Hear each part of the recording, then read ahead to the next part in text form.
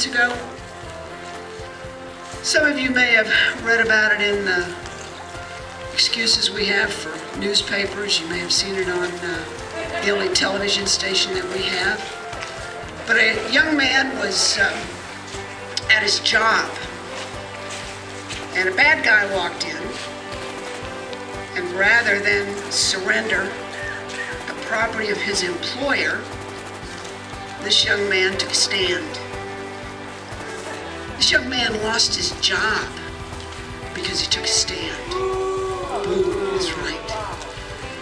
So those of you who have not met Bear Cothran, you know his name. He's here today, and I believe that Chris Smart, the organizer of today's rally, has a presentation to make. Bear, thank you. I no longer buy gas at Shell, nor will I ever. I'm delighted you're here.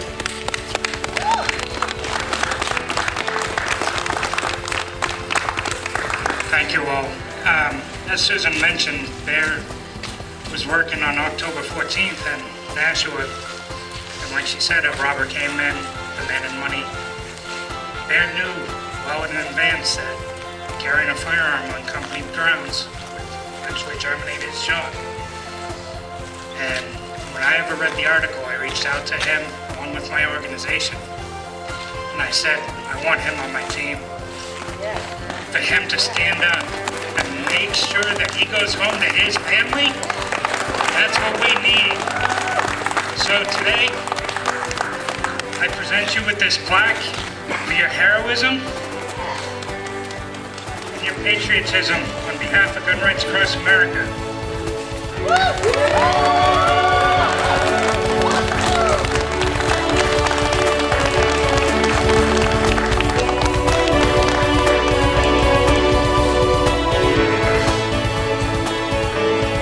Come here and speak. I wasn't expecting that. It is greatly appreciated. I really, though, think this entire thing has been blown out of proportion. I did exactly what I should have done. As every other person who hasn't ended up plastered across every newspaper across this country who has done the same thing did. I had a bunch of stuff I was planning on saying to you all today, but I'm not nearly as eloquent as some of the folks who've spoken before me. So a slight change in my plans. I'm going to start with a story that is extremely pertinent to why we are all here today. Several years ago, an acquaintance of mine was woken, he'd just gone to bed, by the sounds of an altercation outside of his home. Not taking the time to think about his own personal safety, he ran out of the building to defend two of his roommates, two women, who were being assaulted by a man with a knife. Paul did a lot of things that weren't for him. He was an EMT, volunteered with his church group, provided medical services to people in third world countries, built hospitals. And on that night, out of the love in his heart, he ran outside his building to defend two people who were being assaulted by a man with a knife.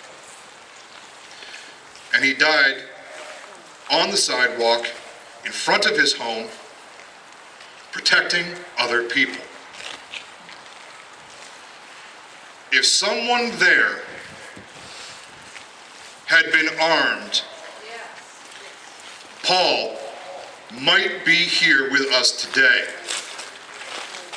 He might still have died, but he would have stood a better chance with the insurance policy of a firearm against a madman with a knife.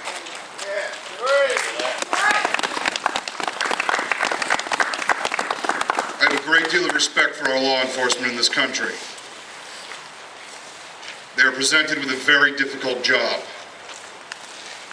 They cannot hold our hands 24 hours a day, 7 days a week, and guarantee that nothing bad will ever happen to us. It is our job, our responsibility to be responsible for our own safety and our own protection. And it is our right. The more our government seeks to strip us of the ability to defend ourselves, defend our homes, defend our families, defend our children, defend our property, our jobs, our means of putting food on the table and conducting our lives as responsible human beings, the more at risk we are put. And I do not see our elected officials standing with us, putting their lives on the line for our safety. They expect us to compromise our safety for their political agenda. No.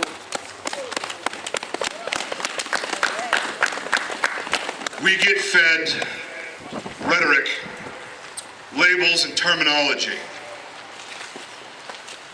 They are designed to create artificial divisions amongst our populace. That's right.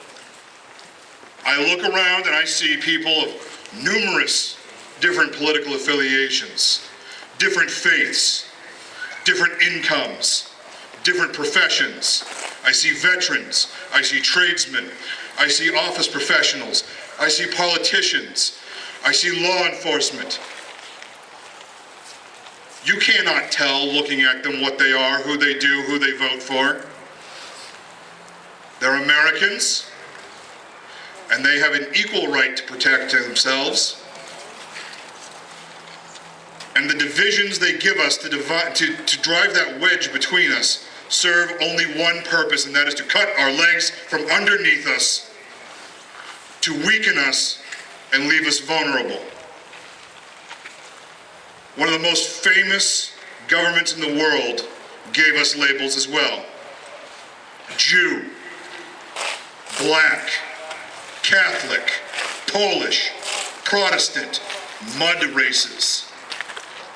They used the propaganda, they used the labels, they used the media to drive these wedges into their society, and then they seized power, stripped their populace of their ability to enforce their own will, and engaged on a campaign of hate, ethnic cleansing, and genocide that forever changed the face of our world. Ignore the labels. There is one simple fact. We have a governing body of laws that guarantee us certain rights. Only one of those rights has the addendum of shall not be infringed.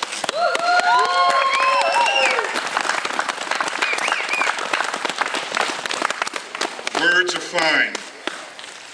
Words communicate ideas. They create discourse, conversation, and the sharing of beliefs, philosophies, and eventually lead people to understanding one another. I have never once seen a word, whether spoken or written, keep me safe. That is why we are guaranteed the right to bear arms, why that right shall not be infringed. It allows us to protect every last right that we are given.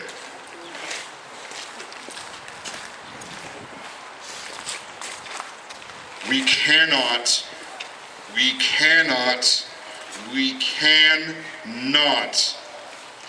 permit this to become a society where we are not capable of being responsible for ourselves, and that is exactly what so much of this legislation is doing, stripping our need and our right to be responsible for our own lives, our own health, our own welfare, and our own safety. That's right. And it leaves us in a position where we are dependent upon an administration that is hundreds, if not thousands of miles away from where we live. They do not know our lives, they do not know our needs. We need to retain the ability to fulfill our responsibilities. And that's the end all be all. That's it, period.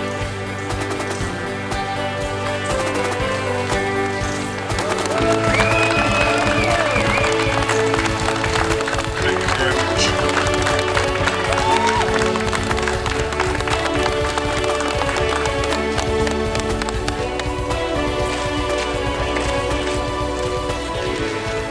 I have just volunteered to be the campaign manager to draft Bear Cothran. Anybody else in? We're taking donations shortly. Fabulous. You know, his remarks about our elected officials don't fall on deaf ears. We here in New Hampshire are a little different than everybody else in the country in the sense that our legislature is massive.